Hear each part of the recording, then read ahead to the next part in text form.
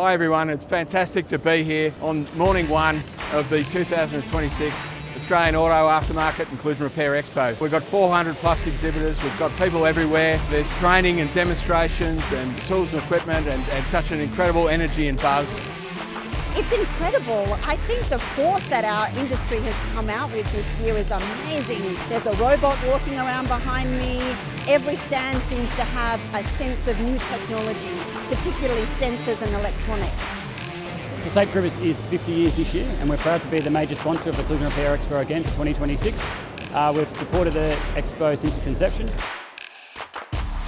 You have to come to events like this to get the wow factor of how inspiring it is to be part of this industry. So I'd really encourage young people out there that are thinking about the automotive industry to get here and actually see what's on offer.